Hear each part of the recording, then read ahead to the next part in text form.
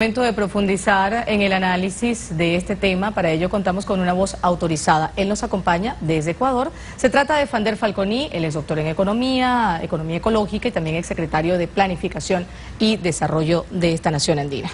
¿Cómo está, doctor? Es un gusto saludarlo. Primero, preguntarle su expectativa en torno a la comparecencia de 5 representantes de estas comunidades afectadas del oriente ecuatoriano allá en el seno de Naciones Unidas. ¿Qué expectativa se mantiene con respecto a lo que se pueda dar en estos diálogos, doctor?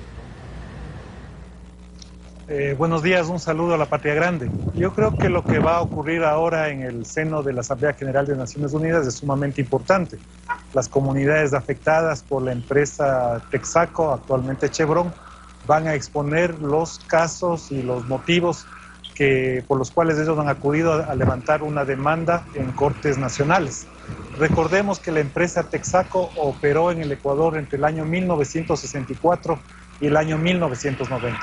Existen suficientes evidencias empíricas, estudios académicos y la propia lógica de la demanda que presentaron el Frente de la Amazonía, que son los pobladores afectados por la industria petrolera, sobre el conjunto de daños sociales y ambientales que provocó la empresa Chevron durante su operación en el Ecuador.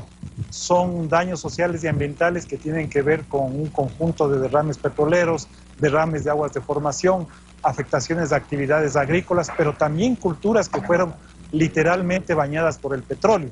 Este caso que ha sido documentado, primero se intentó llevar a cortes internacionales, fue rechazada la demanda en cortes internacionales, se ha procesado dentro del marco de la justicia ecuatoriana y hay una sentencia en firme por la cual Chevron está obligada a pagar cerca de 19.000 millones de dólares en esto que se ha llamado el juicio de la historia. ¿Por qué es importante este juicio? No solo porque deja lecciones de cara a los afectados ecuatorianos, sino porque esto se trasluce en un conjunto de otras posibilidades a otros afectados por la industria petrolera en lugares del mundo. Por ejemplo, ahí está un juicio muy famoso también que se lleva a cabo en el delta del Níger, donde los afectados han planteado una demanda a la empresa Shell. Entonces, este juicio ecuatoriano tiene una connotación internacional que también es muy importante destacarla. Esa elevación a esta instancia internacional del tema y justo al calor, doctor Falconi, de los grandes intereses transnacionales que todos conocemos, ¿cómo pudiera cambiar el panorama? Desde el punto de vista global, ¿qué tanto se puede alcanzar en esta instancia de la Organización de Naciones Unidas? Yo creo que usted topa un tema fundamental en su pregunta. Este es un poderoso lobby internacional que constantemente ha atacado la propia estructura del Estado ecuatoriano, porque muchas veces sus propios voceros han dicho un conjunto de epítetos alrededor de la República del Ecuador y su sistema de justicia. En otras ocasiones, el propio lobby agresivo de Chevron en los Estados Unidos ha sido un factor que ha incidido, por ejemplo, para que no le renueven las preferencias arancelarias al Ecuador en su lucha, que no es ninguna dádiva, sino fue una concesión por la lucha que se lleva a cabo el país frente a las drogas.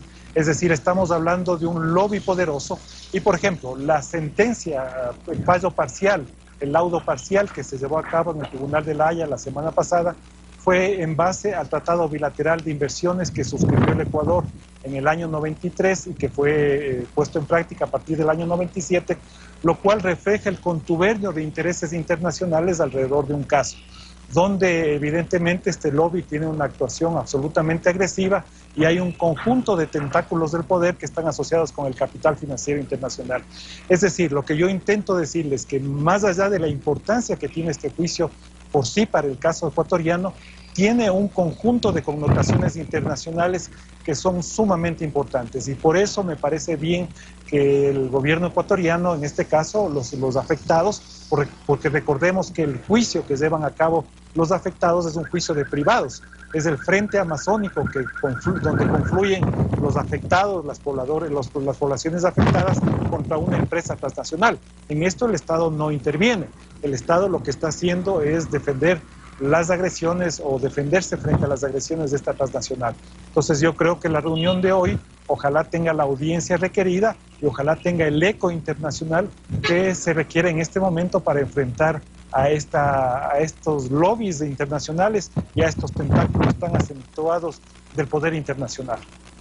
Por otro lado, doctor, desde el punto de vista de la economía ecológica, ayúdenos a entender la magnitud del daño ambiental perpetrado en la Amazonía ecuatoriana y, por cierto, las implicaciones que tiene este impacto para el mundo, porque al parecer mucho se habla del impacto que pueda generar a nivel local, pero lo cierto es que esto genera un impacto a nivel global. Una prueba de ello es lo que pasó en Yasuní. Hay mucho desinterés de la comunidad internacional. ¿Cuál es su criterio? Mire, nosotros tenemos un problema humanitario en este momento de hondo calado, quizás el más importante en términos de civilización, que es el cambio climático. En este año hemos sobrepasado las 400 partes por millón y se calcula que como humanidad, debido a la quema de combustibles fósiles, estamos contaminando a 2 partes por millón al año en términos de concentraciones de dióxido de carbono. El umbral crítico son los 450 partes por millón. Es decir, en 25 o 30 años sobrepasaríamos este umbral. ¿Quiénes son los causantes de esto? Fundamentalmente los países industrializados, los países ricos. ¿Por qué? Por sus altos consumos de energía y materiales. Es decir, estos países consumen y emiten cerca del 65% de las emisiones globales. Ahí está también un gran contaminador como China, que emite cerca del 25%. Es decir, los países del sur no somos los responsables planetarios de este efecto que nos está contaminando a todos por igual y que nos puede llevar a un punto de colapso incluso civilizatorio, como humanidad. Y por eso es tan importante entender esto de las responsabilidades comunes, pero diferenciadas. Comunes porque todos tenemos una afectación en términos de las emisiones de dióxido de carbono, pero diferenciadas en la medida que hay países que emiten más que los otros. Por lo tanto, sus responsabilidades deberían ser mayores. Hemos visto en las cumbres de cambio climático que los países ricos no asumen estas responsabilidades, no asumen esta corresponsabilidad internacional, no hay medidas prácticas para frenar el calentamiento global. Esto, en otras palabras, quiere decir que los países ricos deben dejar de emitir tanto y dejar de contaminarlos y ensuciar tanto al planeta.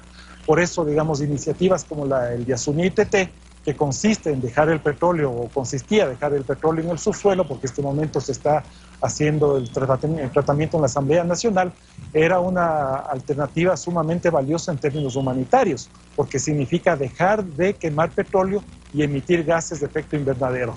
Creo que debe haber una mayor responsabilidad de los países ricos, que son los causantes de este fenómeno planetario. Y esto también nos lleva hacia otro tipo de interpretación o hacia otro tipo de análisis.